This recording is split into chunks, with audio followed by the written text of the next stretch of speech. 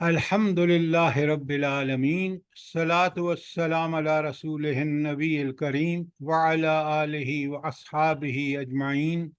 الحمد للہ الذی ہدانا لہذا وما كنا لنہتدی لولا ان ہدانا اللہ۔ رب اشرح لی صدری ویسر لی امری واحلل عقدۃ من لسانی یفقہوا قولی، آمین یا رب العالمین۔ میں ایک دفعہ پھر آپ سے گزارش کر دوں، اللہ تعالیٰ کی یہ کتاب روئے زمین پر سب سے بڑی نعمت ہے، اور اس سے جس نے فائدہ نہیں اٹھایا، اس کے مطابق زندگی اپنی نہیں گزاری، وہ دنیا اور آخرت دونوں میں خسارے میں ہوگا۔ لہذا ہمارے لیے بے انتہا ضروری ہے کہ ہم اس قرآن کو اللہ یہ آپ کا کسی کا موبائل آن ہے اور جس کی وجہ سے بہت شور ہو رہا ہے۔ اچھا، تو اس کتاب سے فائدہ اٹھانے کا طریقہ یہ ہے کہ ہم اس کو اپنی زندگی کا رہنما اور اسی کو ہادی بنا لیں، ہدایت اسی سے لیں۔ آپ دیکھیں گے کہ ہماری دنیا اور آخرت دونوں سنور جائے گی۔ دنیا میں اللہ تعالیٰ ہمیں بالکل اسی طرح عزت دے گا جس طرح اس نے نبی کریم صلی اللہ علیہ وآلہ وسلم اور صحابہ اور صحابیات کو دی، اور آخرت میں انشاءاللہ ہمیں لیے اللہ تعالیٰ ہمیں اپنی اس عظیم نعمت جنت سے نوازے گا۔ تو بڑے غور سے پڑھیے، سمجھیے۔ سوال و جواب اس لیے ضروری ہوتے ہیں کہ تاکہ ہمارا ذہن کھلے، اور آپ کو بھی جب قرآن پڑھیں تو پڑھتے وقت اپنے آپ سے سوال کیجئے کہ یہ بات میں ٹھیک سمجھ رہا ہوں یا رہی ہوں یا نہیں تو پھر آپ اس کو نوٹ کیجئے سوال کو، پھر جائیے تفاسیر میں اس کا ٹھیک جواب ڈھونڈیے۔ یہ ہے قرآن کو صحیح سمجھنے کا طریقہ۔ صرف درس میں پارٹیسپیشن اس لیے کہ مجھے ثواب ہوگا، ثواب تو ہوگا لیکن وہ اتنا نہیں ہوگا جتنا آپ اس کو غور و فکر سے سمجھ کے پڑھ کے اور پھر اس پر عمل کریں گے۔ آج ہم نے پڑھنی ہے سورہ تغابن۔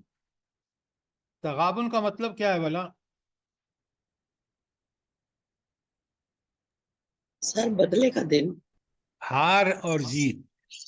صحیح اس کا معنی ہے کہ حقیقت میں ہار اور جیت انسان کی کیا ہے، اور انسان نے کیا سمجھ رکھا ہے کہ ہار اور جیت کیا ہے۔ یہ بات بڑی نوٹ کیجئے۔ ہم دنیا میں اس کو جیتا ہوا سمجھتے ہیں کہ جس کے پاس بہت مال، اولاد، ڈھیروں چیزیں ہوں، زمین، اس کو دنیا کی ساری آسائشیں میسر ہوں۔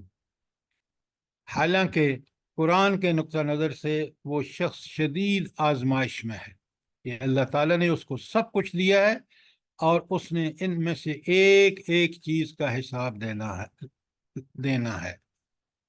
خود اللہ تعالیٰ فرماتے ہیں ثم لتسألن یومئذ عن النعیم، تم سے ہر نعمت جو تمہیں دنیا میں ملی ہے اس کے بارے میں تم سے سوال ہوگا۔ تو اس کا نام ہی ہار اور جیت یا تغابن۔ اب اس کو پہلے تو ہمیں بالکل سمجھ ہونا چاہیے کہ کون سا زمانہ نزول کون سا ہے۔ زمانہ نزول جاننے کا فائدہ کیا ہوتا ہے بھلا؟ جلدی بتائیں۔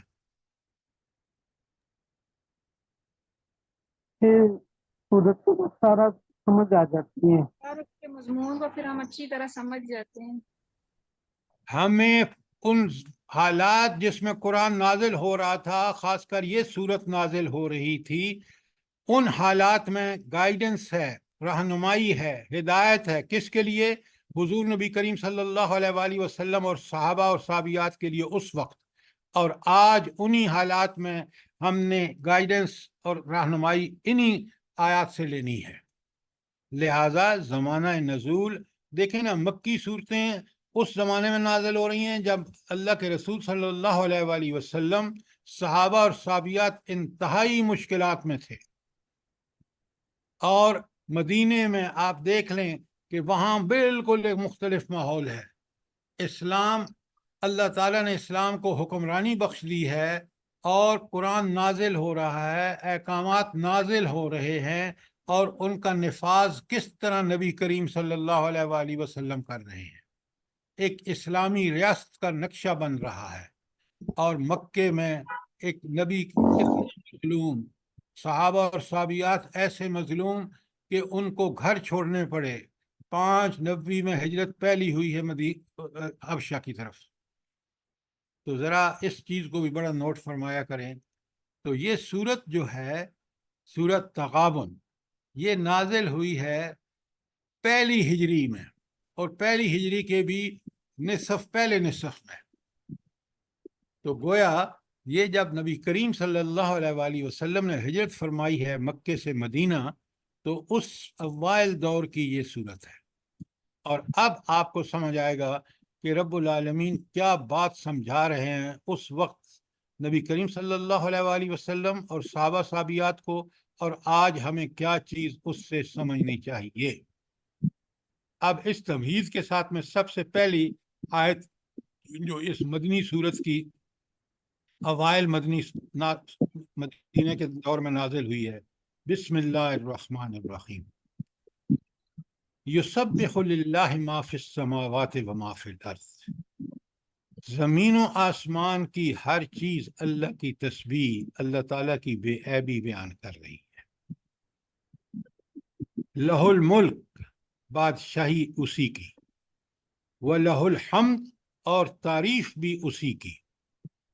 آگے آخری بات، وَهُوَ عَلَىٰ كُلِّ شَيْءٍ قدیر، اور ہر چیز پر قدرت اور اختیار اسی ہستی کا ہے۔ سب سے پہلے تو آپ جلدی سے مجھے بتائیں کہ اس کو سمجھنے کے لیے ہمیں کتنے حصوں میں اس کو ڈیوائیڈ کرنا پڑے گا، تاکہ ہم اس کے ایک ایک حصے کو سمجھیں۔ جلدی سے بتائیں۔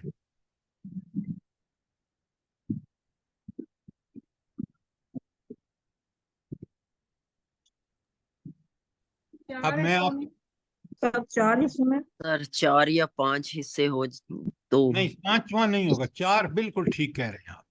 ہاں، پہلا حصہ ہے، لکھیں آیت کے اوپر لکھ لیں، یسبح للہ ما فی السماوات و ما فی الارض، یہ حصہ نمبر 1 ہے۔ نمبر 2 لہ الملک، نمبر 3 وَلَهُ الحمد، اور نمبر 4 وَهُوَ عَلَىٰ كُلِّ شَيْءٍ قدیر۔ تو 4 مضمون بیان ہوئے ہیں اس چھوٹی سی آیت میں۔ اب میں آپ کے سامنے کھولتا ہوں اور آپ بڑے غور سے سنیں اور سمجھیں۔ پہلی بات، یسبح للہ ما فی السماوات و ما فی الارض، زمین و آسمان کی ہر چیز اللہ تعالیٰ کی بے عیبی کو بیان کر رہی ہے، کہ وہ جو جس نے مجھے پیدا کیا ہے، وہ جو میرا خالق اور مالک ہے، وہ بالکل ہر عیب ہر نقص سے پاک ہے۔ اور تسبیح کا مطلب یہ ہوتا ہے کہ ایک طرف بے عیبی بیان کرنا، اور دوسری طرف تسبیح کا مطلب ہوتا ہے کہ اس ہستی کی بندگی کرنا۔ یہ بندگی تو ہے کہ آپ بیان کر رہے ہیں کہ میرے پیدا کرنے والا ایسی ہستی ہے کہ وہ ہر طرح کے عیب اور ہر طرح کے نقص سے پاک ہے۔ تو اگر کائنات میں انسان کا مقام کیا ہے، پہلے ذرا اس بات کو سمجھیں نا، تو پھر آپ کو پتہ چلے گا کہ ہمیں کیوں یہ بتایا جا رہا ہے۔ کائنات میں مقام انسان کا یہ ہے کہ جو صلاحیتیں اور جو اسباب اور ذرائع اللہ تعالیٰ نے انسان کو دیے ہیں، وہ مخلوق میں کسی اور کو نہیں دی۔ اگر مخلوق کی وہ چیزیں جو انسان کے برابر جن کی نہ صلاحیت ہیں، نہ اللہ تعالیٰ نے ان کو ذرائع اور اسباب دی ہیں، وہ یہ بات بیان کر رہی ہیں، وہ اللہ کی بندگی بیان کر رہی ہیں، تو مومن انسان پر کہیں زیادہ واجب ہے کہ وہ اس اللہ کی تسبیح بیان کرے۔ لہٰذا اگر ہم یہ نہیں کریں تو ہم بڑی بدبختی والے لوگ ہیں، کہ جن پر سب سے اللہ کا زیادہ کرم ہے، اور جو اللہ ہماری ضرورت ہے کہ ہم اس اللہ کی تسبیح بیان کریں۔ اگر ہم نہیں کریں تو ہم جو ہے وہ اپنی حق عبودیت ادا نہیں کر رہے۔ ذرا نوٹ فرمائیں۔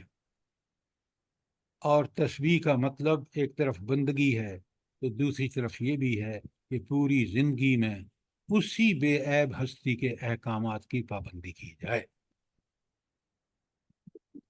کوئی سوال یہاں؟ اور اب آپ کو پتہ چلے گا کہ یہ قرآن میں جگہ جگہ آیا ہے، اور خاص کر یہ مسبحات جو وہ صورتیں ہیں 28ویں پارے کی، وہاں تو یسبح اور سبحا دونوں بار بار آئے ہیں۔ تو مقصد یہی ہے کہ انسان کو بتایا جائے کہ یہ جو بے عیب ہستی ہے، یہ جو ہستی ہر قسم کے نقص اور عیب اور اس سے عیوب سے پاک ہے، اسی ہستی نے تو یہ قرآن نازل کیا ہے، اسی نے تو یہ تعلیمات، ہدایات اور واقعات بیان کیے ہیں۔ یہ اتنے ہی برحق ہیں جتنا ایک ہستی خود اس کی ہر تخلیق کی ہر چیز یہ بیان کر رہی ہے کہ وہ بے عیب ہے۔ یہ تھا پہلا حصہ، یسبح للہ ما فی السماوات و ما فی الارض، اور یہ ہے اس کی مختصر تشریح۔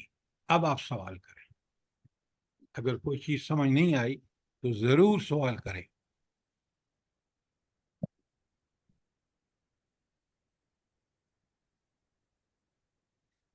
اچھا، سر سر میرا سمجھ تو ایک آ گیا، سر سمجھ تو آ گئی الحمدللہ۔ اللہ کی قدرت کو دیکھ کے اور ہی اللہ کی تسبیحات کرنے کو دل چاہتا ہے خود بخود، کہ اللہ کیا کیا تو نے پیدا کیا ہے، سبحان اللہ و بحمدہ، سبحان اللہ العلی العظیم۔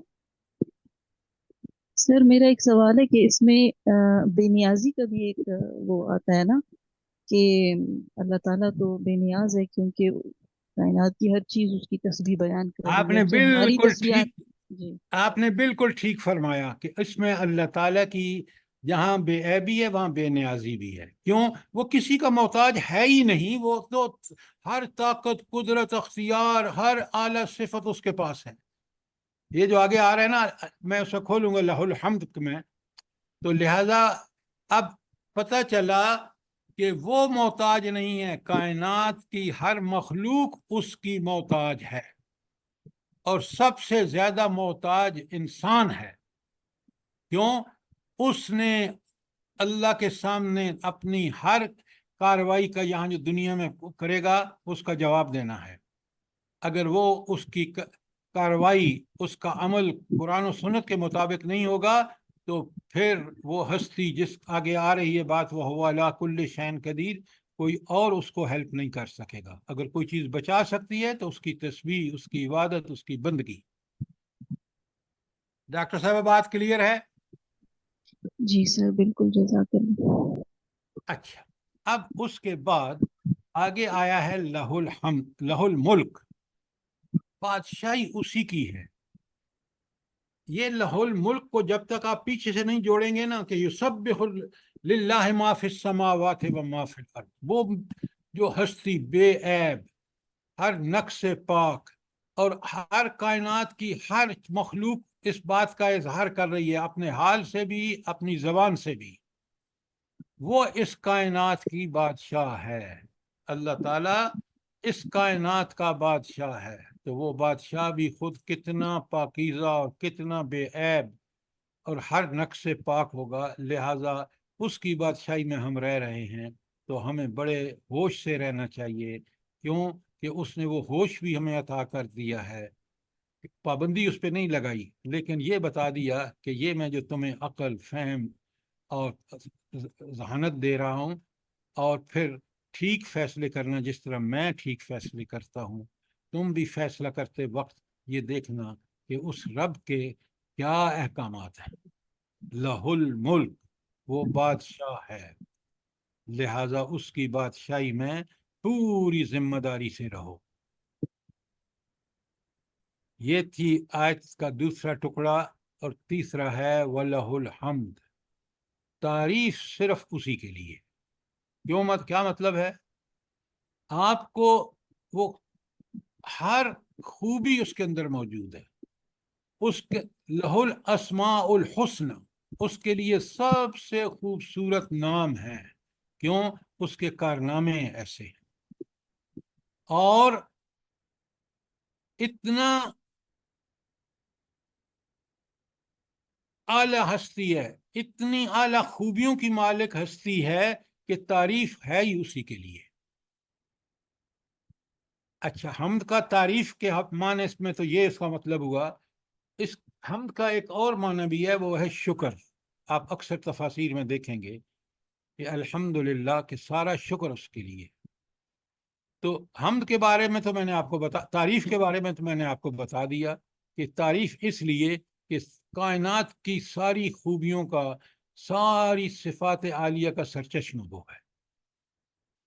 دوسری بات، اس کا شکر صرف اسی کا اس لیے کہ ساری نعمتوں، سارے احسانات اسی کے دیے ہوئے ہیں. تو شکر تو اسی کا ہوتا ہے جس کے احسانات ہوں، جس کی اتنی مہربانی اور رحمتیں ہوں، وہی محسن ہے اور اسی کا شکر واجب ہے. یہ ہے تیسری نقطہ، وَلَهُ الْحَمْدُ، اور اس کی تشریح. کوئی سوال؟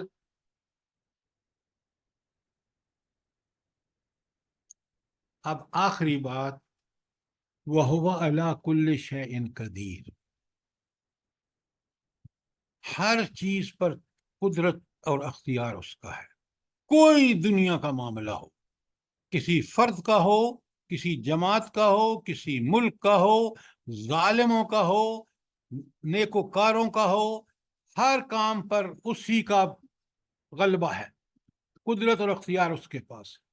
فیصلہ اس کے حکم کے بغیر نہیں ہوتا.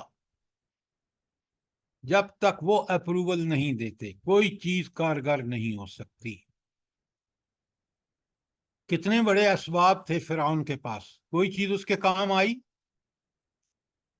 کتنے بڑے اسباب تھے شرف صاحب کے پاس، اس زمانے کی بات کرتے ہیں.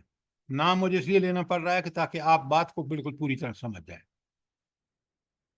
کیونکہ قدرت اور اختیار اس کے پاس تھا. وہ ایسی بیماری میں اس کو لگی کہ علاج پوری دنیا میں بھی کہیں نہیں تھا.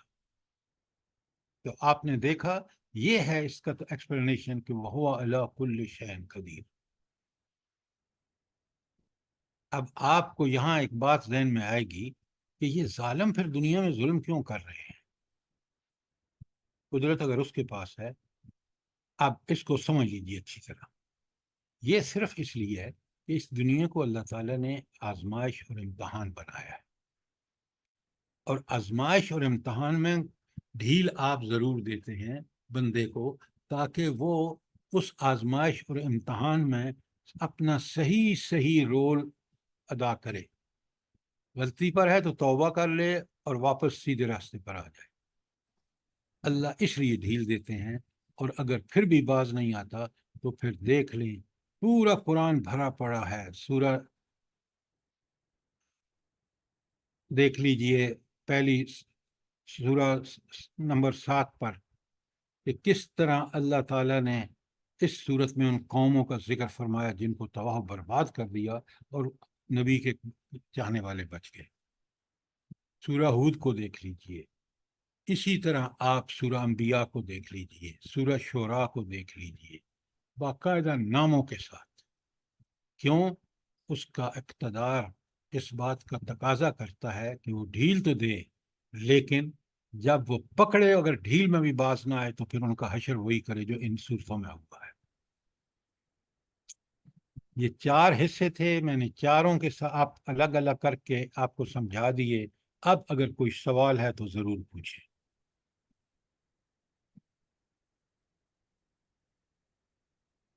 جب رب کا یہ تصور ہمارے ذہن میں ہوگا، اس کی ان صفات کی کلیئرٹی ہمارے ذہن میں موجود ہوگی، تو پھر ہم دنیا میں بڑی ذمہ داری سے ٹھیک عمل کریں گے. اس لیے یہ آیات اور ان کی ایکسپلینیشن بہت ضروری ہے. کوئی سوال، کوئی چیز کلیئر نہ ہوئی ہو؟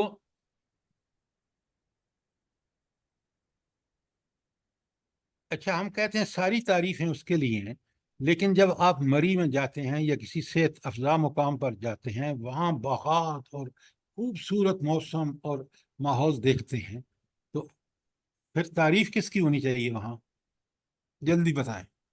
اللہ کی اس اللہ ذات کی کی کیوں؟ جس نے یہ اللہ کی کیوں ہونی چاہیے؟ کیونکہ یہ خوبصورت نظارے اس اللہ نے دیے ہیں اور کوئی نہیں دے سکتا. बना सकता। हाँ, हर अच्छी चीज को देख के आप जब तारीफ करते हैं तो अल्लाह ही की तारीफ है, क्योंकि उसने बनाई है, वो खालिक है, वो अहसनुल खालिकीन है। अल्लाह, ये चीजें बड़ी क्लियरली समझ होनी चाहिए। ऐसे मनाजर मुझे अपने रब की याद दिलाते हैं कि कैसा जबरदस्त खालिक है, क्या फिर बंदा खूबसूरत कहता है चीजें बनाई। सुभान अल्लाह व बिहम्दिही सुभान अल्लाहिल सुभान अज़ीम। अल्लाह अज़ीम, क्या सर बात मैं है। इधर देख रही हूँ और मैं यही सारा दिन पढ़ती रहती हूँ, अल्हम्दुलिल्लाह सुभान अल्लाह। अगर ये नहीं पढ़ेंगे तो अपना ही नुकसान करेंगे, इसलिए कि वहाँ इन चीज़ों से लुत्फ अंदोज होना और अपने उस इनके खालिक को और अपने खालिक को भूल जाना, यही दुनिया परस्ती है। सर ये हाजी जो करके आए हैं, इनसे पूछें कि जो अल्लाह की शान और उसकी कुदरत, आप जा रहे हैं उन पहाड़ों को देखें जहां पे आपको कोई एक सब्ज चीज का, सब्जे का नाम निशान नहीं है, और वो देखें क्या शान। देख के तो आदमी को लगता है कि बस उस जात का किस तरह आदमी शुक्र अदा करे। जिस शख्स को इन तमाम चीज़ों को देख कर अपने रब की खूबियाँ, उस कि कैसी हस्ती है, जब ये उसके ज़हन में आ जाता है तो ये समझें कि वो बंदा बड़ा खुशकिस्मत है कि उसने उस रब को पहचान लिया जो उनका खालिक है। अब आप मुझे तारीख में बता दें कि आप खुद देख के आए हैं कि इतनी दुनिया, उसके खाने पीने चलने फिरने, वो सारे जो अहकामात हैं पूरे करने में, कौन है, जो कौन हस्ती है जो उन सब को, इस सब चीजों को पूरा कराती है। सर ये वही जात है, वो उसी जात का शुक्र करना चाहिए। देखें उसने कितना अपनी खलकत को हिम्मत तौफीक दी हुई है और कैसे बंदोबस्त किए हुए हैं, और हम लोग कुछ आदमी कुछ सोच भी नहीं सकता है। ये सब हम अल्लाह लोगों को ही का, सुने, ये सब अल्लाह का करम है, और जिन लोगों को अल्लाह ने ये मौका दिया है वो खुश नसीब हैं, और वो उस अल्लाह ही की सिफात को यकीन करते हुए अपनी जिंदगी को दुरुस्त करें। अब आइए इंशाल्लाह आयत सर। आयत नंबर 2 मैं पढ़ रहा सर हूँ। जी एक सवाल करना सर जी, जी इन्हें फरमाएं। पूरा समझाएं सर जी के हम्द का मानी जो कहा जाता है, हम्द वो मानी तारीफ आम और हम्द वो मानी शुक्र खास, उसको थोड़ा सा समझाएं। देखिए बात यह है कि आम और ख़ास जो है वो आप उस चक्कर में ना पड़े। हमद, पहले मैं बस समझाता हूँ बात आपको। हमद कहते हैं तारीफ को, और तारीफ उस की होती है जिसके अंदर खूबियाँ हों। तो अल्लाह ताला खूबियों का सरचश्मा है, लिहाजा हम उसी को के लायक है और हम उसी ही की होनी चाहिए। अगर हम के माने तारीफ लें तो ये है उसका एक्सप्लेनेशन, और अगर हमद का माना शुक्र लें तो शुक्र उसका होता है जिसके आपके ऊपर एहसान हो, जिसने आपको नेमतों से ऐसा नवाजा हो कि हर नेमत उसी की दी हुई हो, और हर नेमत अपनी पहलू से बेहतरीन और लाजवाब हो। वो भी अगर मैं और आप अपने ऊपर देखें तो जो नेमतें अल्लाह ताला ने हमें दी हैं वो बेशुबा ना हमारा हक था, ना हम वो हासिल कर सकते थे अगर वो ना देता। तो ऐसी हालत में फिर शुक्र भी सिर्फ और सिर्फ उसी का है जिसकी इतनी अजीम नेमतें हैं। तो आम और ख़ास को छोड़ दीजिए, ये हैं दो मानी हम्द के, तारीफ और शुक्र। तारीफ क्यों अल्लाह के लिए मैंने आपको बता दिया, शुक्र क्यों अल्लाह के लिए वो भी बता दिया। बात समझ आ गई? जी जी सर जी, जज़ाकल्लाह। अब जरा चलिए आयत नंबर 2 में। वल्लज़ी खलक़कुम, वही तो हस्ती है जिसने तुम्हें पैदा किया। वो जो पिछले सिफात आई हैं आप जोड़िए जरा उससे। फमिनकुम काफिरुन व मिनकुम मुमिन, और तुम में से कुछ लोग काफिर हैं और कुछ मोमिन हैं। लेकिन एक बात याद रखना वल्लाहु बिमा तामलून बसीर, जो भी तुम अमल कर रहे हो ना, अल्लाह उसको देख रहा है, अल्लाह लम्हा ब लम्हा उसको मॉनिटर कर रहा है। अब फिर यहाँ इसी आयत में आप मुझे बताएं कि कितने हिस्से हैं जो हमने क्लियरली अलग अलग समझने हैं। सर इस आयत में भी 4 हिस्से हैं। वेरी गुड, 4 ही हिस्से हैं। पहली हिस्सा है वहुवल्लज़ी खलक़कुम, नंबर 1। नंबर 2 फमिनकुम काफिरुन, नंबर 3 वमिनकुम मोमिनुन, और नंबर 4 वल्लाहु बिमा तामलून बसीर। ये मैं इसलिए बता रहा हूँ ताकि आपको और मुझे समझ आ जाए कि हमने किसी आयत को समझने के लिए पहले उसका के मज़ामीन कितने हैं। अच्छा, असल में तो यहाँ 3 हैं, वल्लज़ी खलक़कुम, और दूसरा जो है वो दोनों मिला के मिनकुम काफिरुन व मिनकुम मोमिन, तुम में से कोई काफिर है कोई मोमिन है, वल्लाहु बिमा तामलून बसीर, और तीसरा होगा जो भी तुम अमल कर रहे हो अल्लाह उससे अच्छी तरह वाकिफ है। अच्छा, अब जो पहली बात है वल्लज़ी खलक़कुम, वो हस्ती है जिसने तुम्हें पैदा किया है। तो ये हस्ती कौन सी है? अल्लाह ताला। सर रब्बे जुल जलाल। नहीं नहीं, ये आप एंड बात कर रहे हैं, आज के अंदर रह के बात करें। दोनों जवाब ठीक नहीं है। सर यह अल्लाह की जात है ना, अल्लाह की जात नहीं। फहम कुरान ये है युसब्बिहु लिल्लाहि मा, पहली पूरी आयत ये है वो अल्लाह युसब्बिहु लिल्लाहि मा फिस समावाति व मा फिल अर्द। फिर वो कौन है अल्लाह? खालिक कौन है? लहुल मुल्क, फिर वो लहुल हम्द व हुवा अला कुल्लि शैइन कदीर। ये है हुवा का मतलब जो पिछली आयत में पूरी सिफात रब्बानी आई हैं। ये है वो हस्ती जिसने तुम्हें पैदा किया। अब बात समझ आई या नहीं आई? देखें, ऐसे जोड़ न दिया करें अपनी तरफ से, आयत के अंदर रह के देखें। हुवा, हुवा कौन है? वो हुवा जो पीछे पूरी 4 सिफात उसकी आई। खलक़कुम, आप में से मुझे नहीं पता कितने लोग हमारा संडे का लेक्चर डॉक्टर प्रोफेसर अजहर साहब का अटेंड कर रहे हैं। तख्लीक इंसान कितना बड़ा मोजज़ा है अल्लाह ताला का। किस तरह उस एक नुत्फे से फिर नुत्फ़ा अमशाज बनता है, फिर उस नुत्फ़ा अमशाज को अल्लाह ताला किस तरह करारे मकीन में रखता है, फिर किस तरह उसको माँ के खून से उसको माँ के रहम में वो पहुंचाता है ग़ज़ा, किस तरह उसकी डेवलपमेंट होती है, कितना माँ जितनी भी मुशक्क़त करे अल्लाह ताला ने उसके अंदर ऐसा फ्लूइड रखा है, ऐसा लिक्विड रखा है कि वो उसकी वजह से उस पर कोई असर नहीं। तो ये तख्लीक इतना बड़ा अमल है। अगर आपको समझना है तो 2 आयतों का समझ लीजिए। एक है सूरह हज की आयत नंबर 5 और सूरह मोमिनून की आयत 12 था 14।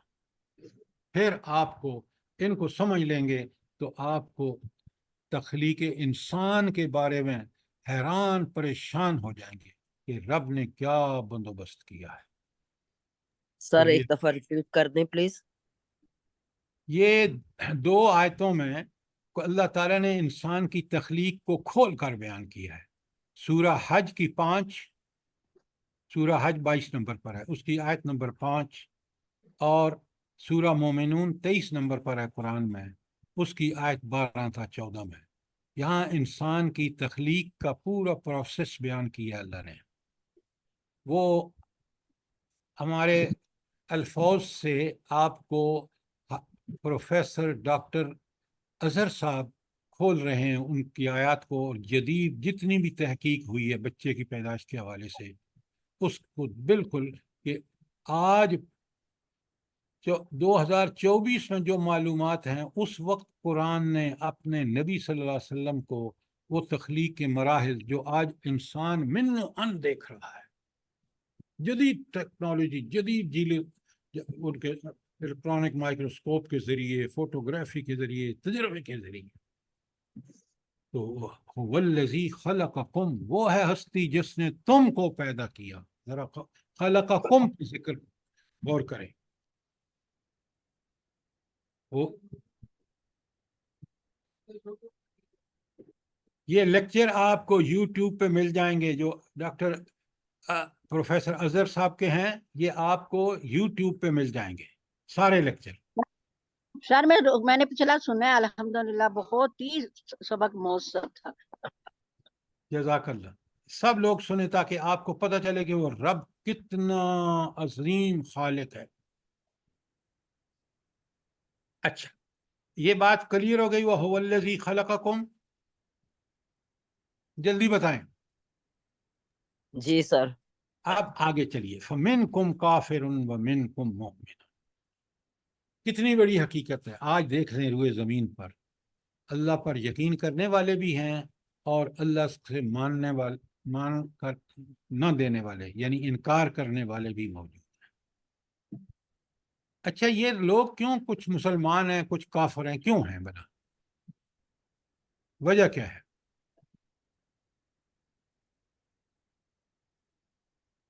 जल्दी बताएं, कुरान के तालिब इल्म हैं आप।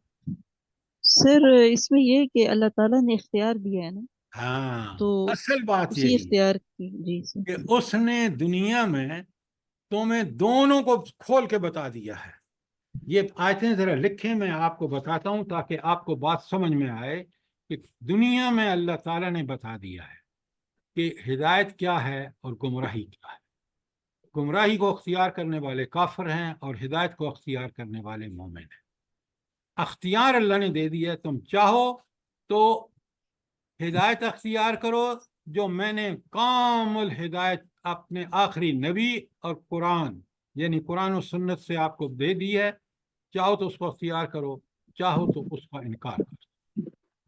अख्तियार मैंने उस अख्तियार की वजह से कर रहे हैं, लेकिन अगर तुमने अख्तियार गुमराही को किया तो उसके नताइज भी भुगतने होंगे, दुनिया में भी जिल्लत और आखिरत में जहन्नम।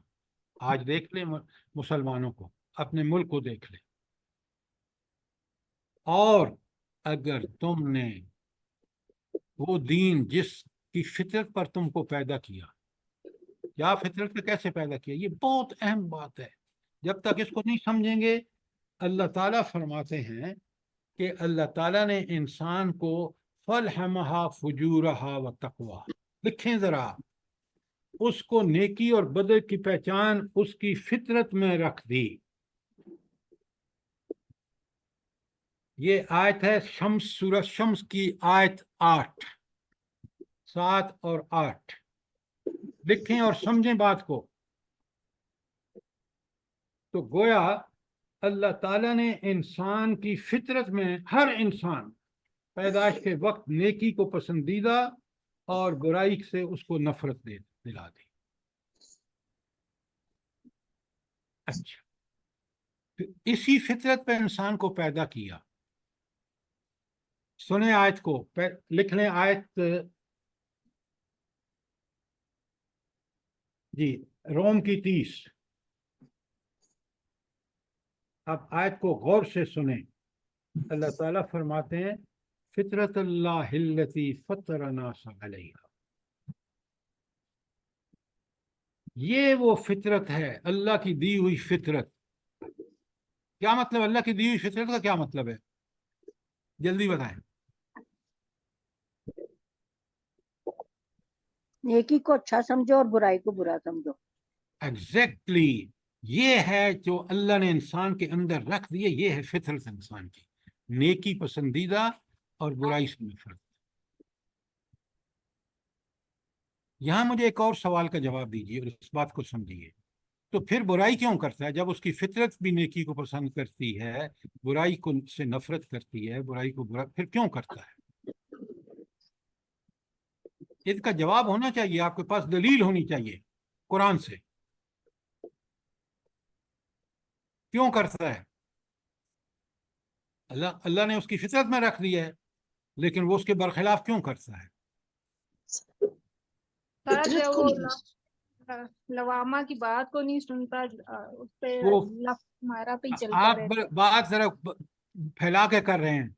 वो दुनिया परस्ती में लग जाता है।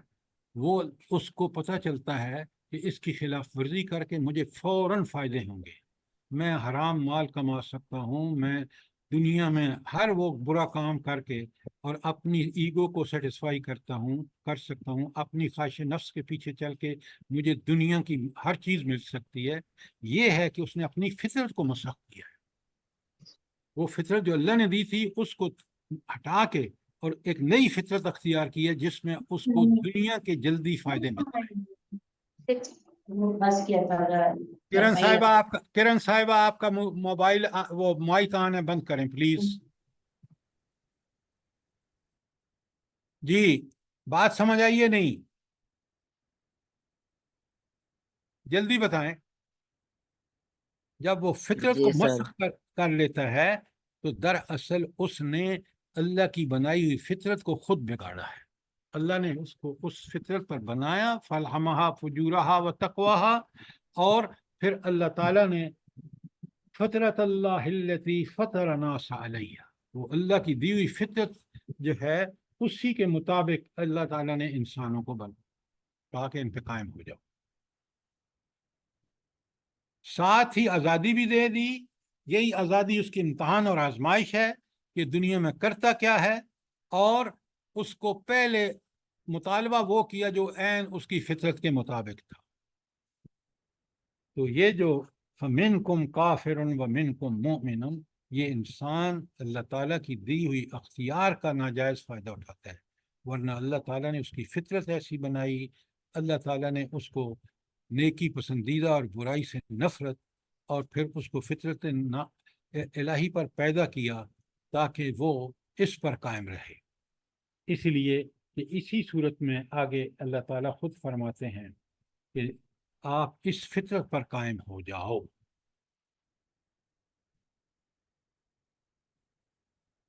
ये बात क्लियर हो गई है? सवाल करें जल्दी से। तो जो काफर होता है वो अपनी फितरत के खिलाफ जाता है। वो अल्लाह के अहकामात के तुम अल्लाह के दीन पर कायम हो जाओ। कौन सा दीन? जिसके लिए उसने किताब आखिरी मुकामल कामल और अकमल भेजी है। उसने वो नबी भेजा जो हर लिहाज से उसकी पूरी ज़बानी और अमली इंटरप्रिटेशन पर अमल करके दिखा रहा है। लिहाजा उसने तो तुम्हें हिदायत पर कायम रहने के लिए कोई कसर नहीं छोड़ी। अब तुम काफर बने हो तो अपनी सरकशी और बगावत की वजह से, और इसका तुम्हें भुगतना पड़ेगा अंजाम। ये बात क्लियर है? फमिनकुम काफिरुन व मिनकुम मोमिनुन। जल्दी बताएं ताकि आगे चलें। जी सर। जी सर, जी जी। अच्छा, उसके बाद एक और बात जो आगे कही बिल्कुल इन पिछली बातों से उसका ताल्लुक है।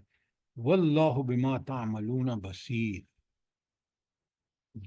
एक बात याद रखना, चाहे काफर बनो या मोमिन बनो, उस अल्लाह ने तुम्हें पैदा किया, और वो अल्लाह जो भी तुम अमल कर रहे हो,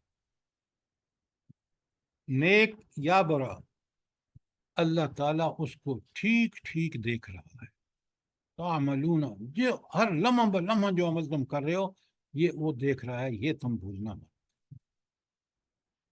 अब आप जरा देखें तो वल्लाह बिमा तामलूना बसीर में खुशखबरी भी है और तंबीह भी है, बशारत भी है और इंजार भी है। बशारत किसके लिए है मोमिनों के लिए, मोमेंट के लिए। और इंजार किसके लिए है? काफिरों के लिए। काफिर। अब आप देखें, ये समझने के बाद मुझे बिल्कुल अपनी जिंदगी को ठीक ठीक इस्तेवार करने का अल्लाह ताला ने मुझे बता दिया है, मुझे उस बात क्लियर हो गई है। आयत नंबर 2 आपको ठीक ठीक समझ आ गई है? जी सर। ये समझने का तरीका आप खुद भी समझ सकते हैं अगर इस तरह अपनी डिफिकल्टीज कुरान पहले डिवाइड कर लें, फिर एक एक को क्लियर करते चले जाएं।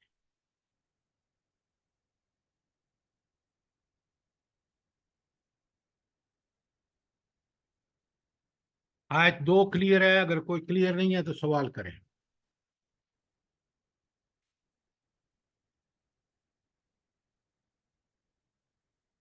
اب سر اس میں بصیر جب آیا ہے تعلمون بصیر، بصیر میں نے ادھر دیکھنے والا، تو اس کا مطلب ہے کہ اللہ ہر ایک کی نیت اور ہر ایک کے کام اور ہر ایک کے عمل کو دیکھ رہا ہے، اس لیے اس کو اس کی طرف چلا دیتا ہے جس طرف وہ چلنا چاہتا ہے۔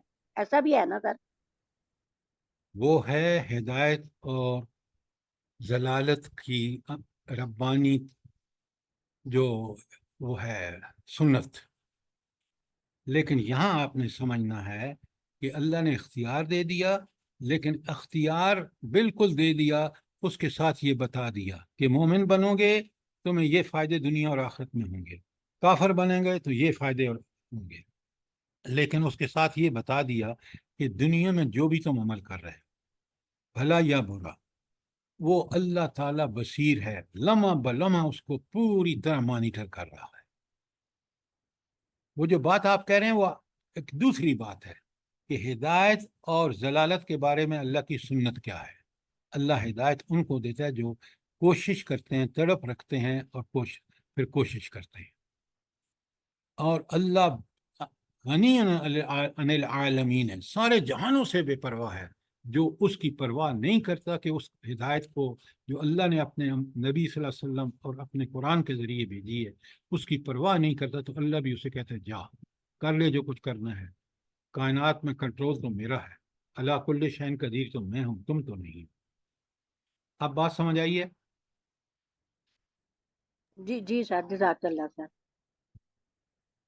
اچھا، اب آپ نے 2 آیتیں سمجھ لی، تیسری آیت پہ چلتے ہیں۔ اللہ تعالیٰ فرماتے ہیں خلق السماوات والارض بالحق وصورکم فاحسن صورکم وإلیہ النشور الیہ المصیر، اور تم نے پلٹنا اسی کے پاس ہے۔ تو کتنے حصے ہیں اس آیت کے جو ہم نے الگ کر کے پھر ان کو سمجھیں؟ جلدی بتائیں۔ 3 حصے ہیں سر۔ اب آپ کافی لگتا ہے ٹرینڈ ہو گئے ہیں، بالکل 3 حصے ہیں۔ پہلا حصہ ہے سر 3 خلق السماوات والارض بالحق۔ یہ قرآن سمجھنے کا بہترین طریقہ ہے کہ آیت کو پہلے ٹکڑوں میں بانٹ لو، کون سا ٹکڑا الگ ہے، اس کے ساتھ دوسرا کون سا ہے، تیسرا کون سا ہے، تینوں اب میں آپ کے سامنے کھولتا ہوں جس طرح پہلے کھولا ہے۔ خلق السماوات والارض بالحق، زمین و آسمان کو اس نے حق کے ساتھ پیدا کیا ہے، یہ کوئی کھلنڈرے کا کھیل نہیں ہے، یہ کوئی ابس چیز نہیں ہے، بیکار نہیں ہے، یہ برحق ہے۔ آپ ذرا غور کریں، سوچیں ذرا، انسان کی ضروریات جو تھی کس قدر اس رب نے کمال کے ساتھ پوری کی ہے۔ اس کو نباتات چاہیے تھی، اس کو جمادات چاہیے تھی۔ جمادات کس لیے؟ پہاڑ، تاکہ وہ بارشوں کو روکیں، بادلوں کو ٹکرا کے واپس آئیں، وہ برسیں، اس کے اوپر برف جمے، باندھ سے دریاؤں کا پانی ملے۔ تو کوئی چیز جو اللہ نے پیدا کی ہے کائنات میں، پوری کائنات پر،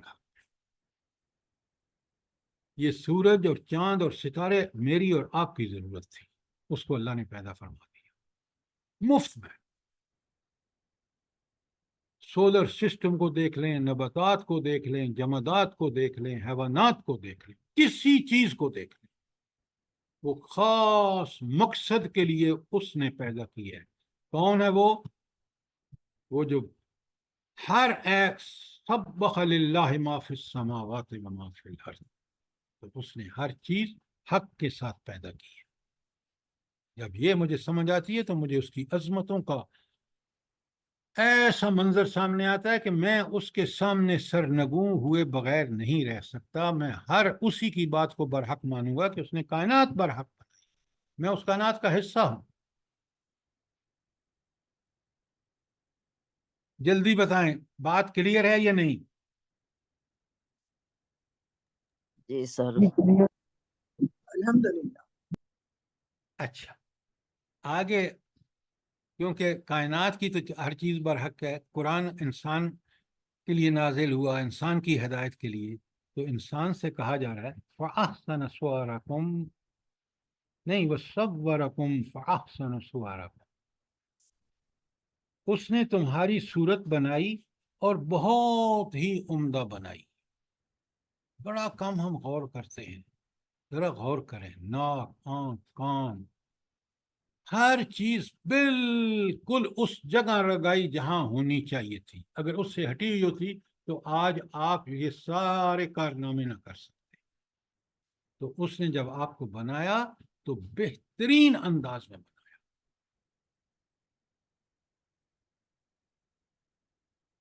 صرف یہی نہیں، اللہ تعالیٰ سورہ 3 میں کہتے ہیں، سنیں غور سے، وہاں بالکل اسی سے جڑی ہوئی بات ہے. جب اس طرح آپ سمجھتے ہیں نا تو پتہ چل جاتا ہے کہ قرآن کتنی عظیم اللہ تعالیٰ کی نعمت ہے. یہاں کا نا وَصَوَّرَكُمْ فَأَحْسَنَ صُوَرَكُمْ، وہاں کا لَقَدْ خَلَقْنَا الْإِنسَانَ فِي أَحْسَنِ تَقْوِيمٍ. یہ سورہ 3 کی آیت نمبر 4 ہے جو میں نے آپ کے سامنے پڑھی ہے. لَقَدْ خَلَقْنَا الْإِنسَانَ فِي أَحْسَنِ تَقْوِيمٍ. ہم نے اس کو بہترین ساخت پر پیدا کیا. اس کی شکل دیکھ لیں، اس کی صورت دیکھ لیں، اس کے احوال دیکھ لیں، اس کی صلاحیتیں دیکھ لیں، اس کے اسباب اس کو جو دیے ہیں دیکھ لیں. ایک ایک چیز کو آپ کو نظر آئے گا کہ اس نے انسان کو بہترین ساخت کے ساتھ پیدا کیا. یہ ٹانگ، یہ پاؤں، یہ ہاتھ، یہ انگلیاں جہاں پر ہیں بہترین جگہ پر، اس سے بہتر ہو نہیں سکتی تھی. یہ ہے اس کا کمال، کیونکہ اس نے ہر چیز حق کے ساتھ پیدا کی ہے. تو انسان سے اللہ تعالیٰ کہہ رہے ہیں کہ ذرا اپنی شکل و صورت کو دیکھ لے. اور سورہ 3 کی آیت نمبر 4 میں کہہ رہا ہے کہ تو اپنی ساخت کو دیکھ لے، تمہیں صاف نظر آئے گا. یہ صورت ہے تو بہترین، اور تمہاری ساخت ہے تو احسن تقویم. سوچیں ذرا، کوئی ایسی ہستی ہے جو یہ کام کر سکے؟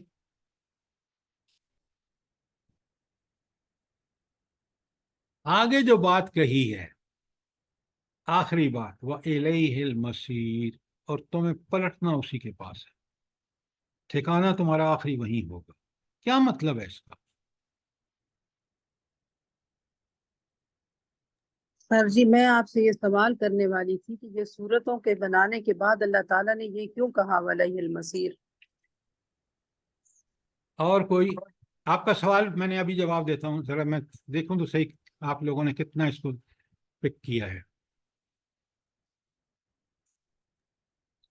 سر مطلب یہ کہ بے مقصد پیدا نہیں کیا، اور ہم نے ہر چیز کا حساب دینا ہے.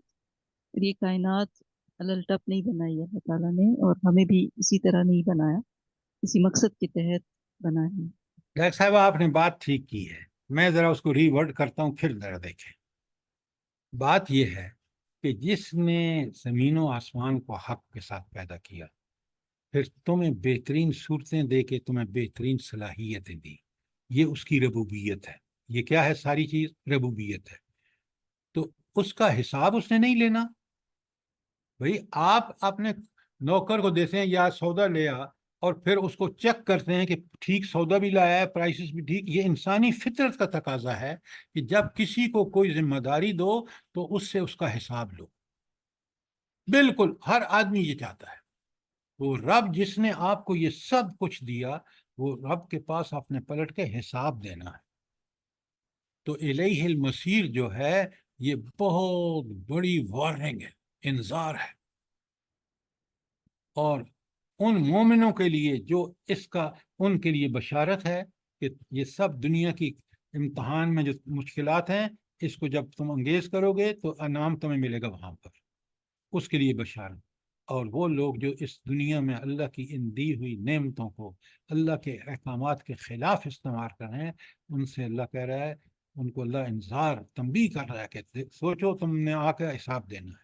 تو یہ ہے الیہ المصیر کا مطلب. بات سر سمجھ جی آئی؟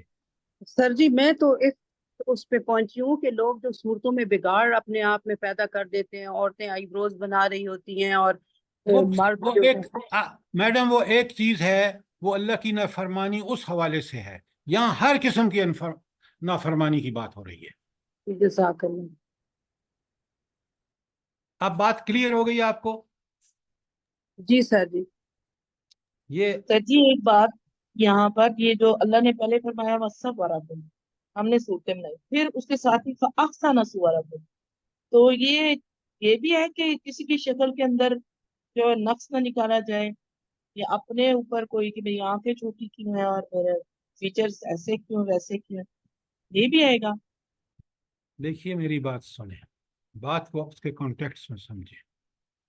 اگر کسی کی شکل میں کوئی نقص ہے، وہ نقص جو ہے وہ بنانے والے نے بنایا ہے، میرے اور آپ کے لیے عبرت ہے کہ دیکھو میں بنانے والا ہوں، میں جس طرح چاہوں بنا سکتا ہوں، لیکن مجموعی طور پہ پوری انسانیت کو دیکھ لیں، ہر انسان کو بہترین ساخت پر پیدا کیا، بہترین شکل اس کو عطا کی.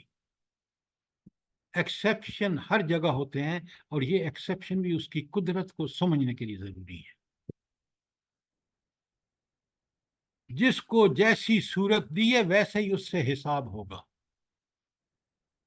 اصل بات تو ہے تغابن، کہ آخر میں کامیاب کون ہوتا ہے اور ناکام کون ہوتا ہے. ہم نے دنیا میں سمجھ لیا کہ مجھے اچھی شکل مل گئی ہے، خوبصورت شکل مل گئی ہے، بس میں تو بڑا خوش قسمت ہوں. نہیں، میں بہت بڑے امتحان میں ہوں.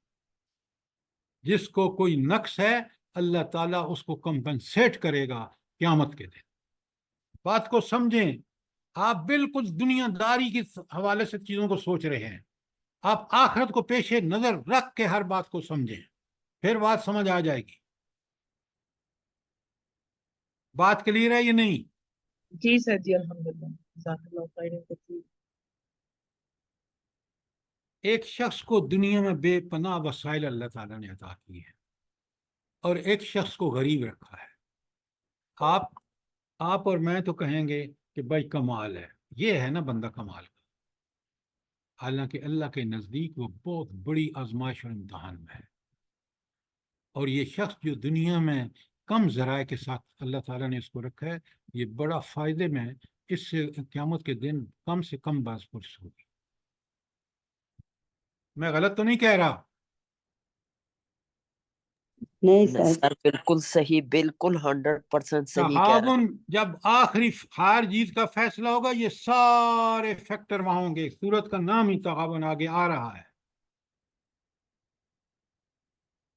آیت نمبر 3 پر کوئی سوال ہو؟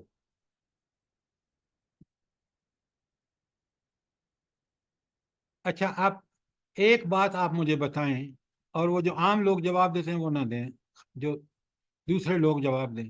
یہ جو میں نے آج آپ کو 3 صورتیں پڑھائی ہیں، اور پہلے کہا کہ دیکھیں کہ اس کے حصے کتنے ہیں، پھر ایک ایک حصے کو کھولا ہے، یہ درس کا سلسلہ کیسا ہے؟ سر بہت اچھا، بہت خوبصورت. تو یہ دیکھیں الحمدللہ ساری بہت پوری، اچھا سر. ہاں جی، سمجھ آ جاتی ہے کہ اس آیت کا یہاں سے شروع سے لے کے اینڈ تک کیا وہ اللہ فرما رہے ہیں نا. یہ بہت اچھے، بہت ہی خوبصورت طریقے سے آپ نے یعنی کہ حصے پہلی دیکھیں آیت کا، اور پھر اس کے اچھا، کتنے. جی جزاک اللہ، جزاک اللہ. حافظ محمد بشیر صاحب، ذرا آپ بتائیں کہ یہ جس طرح میں نے ایکسپلین کیا ہے، یہ طریقہ، اس میں کوئی ڈیفیکٹس بتائیں کہ یہ اس وقت کا ٹھیک استعمال نہیں ہے، کیونکہ اس میں یہ چیزیں پیچیدہ خرابی کے باعث ہیں.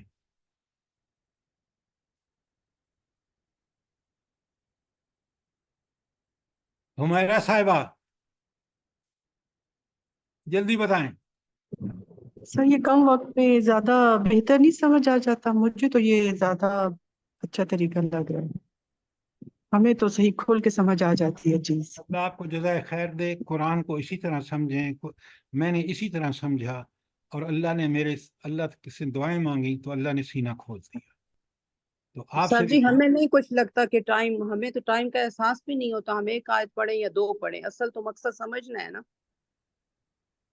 بس وہ سمجھنے کا طریقہ بھی ہمیں وہ استعمال کرنا چاہیے کہ بات کھل کے ہماری سمجھ میں آ جائے.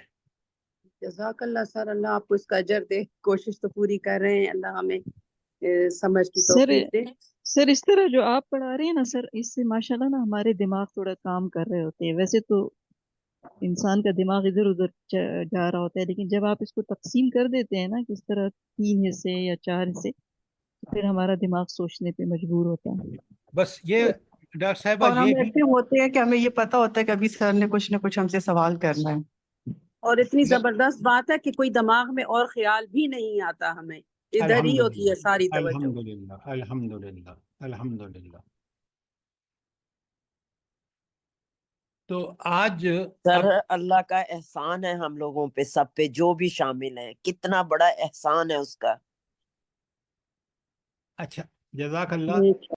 اب میں آپ کو یہ جو آیت ہے نا کہ اس نے ہمیں بہترین صورت میں پیدا کیا، سنیں اس میں جو پہلی بات ہمیں سمجھ آتی ہے وہ شروع کی آیت ہے کہ اللہ تعالیٰ نے یہ کائنات برحق پیدا کی ہے، اور جب برحق پیدا کی ہے تو پھر یہ خبر سچی ہے کیونکہ برحق ہے، لہٰذا ہمیں اس پر یقین ہونا چاہیے اور ہمیں کوئی ایسا فعل نہیں کرنا چاہیے جو معقول نہ ہو، فضول ہو.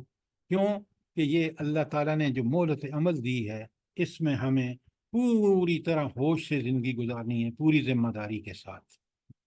نمبر 2، دوسری بات جو اللہ تعالیٰ نے اس آیت میں ہمیں فرق بتائی ہے وہ یہ کہ انسان کو بہترین ساخت پر پیدا کیا گیا ہے. اس کی تشریح میں نے آپ کے سامنے سورہ 3 کی آیت 5 سے کی ہے، وَلَقَدْ خَلَقْنَا الْإِنسَانَ فِي أَحْسَنِ تَقْوِيمٍ. اور تیسری بات کہ یاد رکھنا، پلے باندھ لو کہ تم نے پلٹ کے ہر چیز کا حساب اس اللہ کے سامنے دینا ہے. تو یہ 3 چیزیں اگر ہمیں کلیئر ہیں تو پوری زندگی میں ہم پوری ذمہ داری سے پوری زندگی گزاریں گے. اب ہم انشاءاللہ سر، جی انشاءاللہ. اچھا اگلی آیت میں آپ کو ہوم ورک دے رہا ہوں، ذرا پوری طرح مجھے آپ نے ایکسپلین کرنا ہے. چوتھی آیت ہے، بسم اللہ الرحمن الرحیم. یعلم ما فی السماوات والارض، وہ جانتا ہے جو کچھ زمین و آسمان میں. وہ یعلم ما تسرون وما تعلنون، وہ جانتا ہے جو تم چھپے کرتے ہو، جو تم اعلانیہ کرتے ہو. واللہ علیم بذات الصدور، اللہ دلوں کے رازوں سے بھی واقف ہے. کتنے حصے ہیں اس کے سمجھنے کے لیے؟ چار تین؟ سر، چار. نہیں، تین ہے، 4 مت کریں. یعلم ما فی السماوات والارض 1، نمبر 2 وہ یعلم ما تسرون وما تعلنون 2، اور 3 واللہ علیم بذات الصدور. اچھا اگر آپ سے میں کہوں کہ مجھے اس پوری 3 آیت جو آیت نمبر 4 کے 3 حصے ہیں اس کا خلاصہ 2 لفظوں میں بتائیے، 2 لفظ جلدی بتائیں.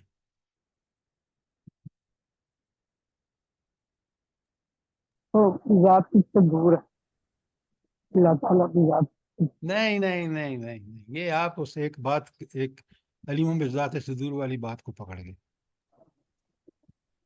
اللہ علیم خبیر. نہیں نہیں نہیں نہیں، سر یہ وہو علا کل شیء ہر بالکل چیز پر نہیں، قادر ہے. بالکل نہیں، بالکل نہیں.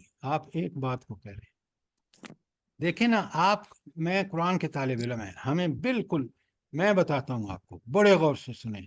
یہ توحید علم ہے کہ جیسا علم اللہ تعالیٰ کا ہے، زمین و آسمان کا ہو، انسان کے کھلے اور چھپی باتوں کا ہو، اس کے سینے کے رازوں کا ہو، ساری باتیں کا پتہ اللہ کو ہے. یہ توحید علم. جلدی بتائیے یہ بات میں جو کہہ رہا ہوں ٹھیک ہے نہیں؟ بالکل سر. جی سر جی. آپ اس ذرا آیت میں 3 جگہ علم کا ذکر ہے. تو توحید علم ہے ہی یہی کہ اللہ تعالیٰ کا علم ہر چیز پر محیط ہے. یہ کہاں کہتے ہیں آپ؟ روزانہ آپ پڑھتے ہیں، 5 دفعہ پڑھتے ہیں. کہاں پڑھتے ہیں؟ آیت الکرسی میں. ایگزیکٹلی سمجھ کے پڑھیں. وہاں اللہ تعالیٰ کی ڈیلی اس کو پڑھنے کا مقصد یہ ہے کہ ہم اللہ تعالیٰ کی صفات کو کما حقہ سمجھ کر اس کے مطابق اپنی زندگی گزاریں. یہ اس لیے نہیں ہے کہ پڑھ لو تو پتہ ہے ہی نہیں کہ اس میں کیا لکھا ہے اور پھر وہ جنت کے دن جب مرے گا تو بندہ سیدھا جنت میں جائے گا. وہ سیدھا جنت میں اس لیے جائے گا کہ وہ جو پڑھتا تھا وہ سمجھتا، اس کے مطابق عمل کیا. نوٹ کر لیں آپ اس بات.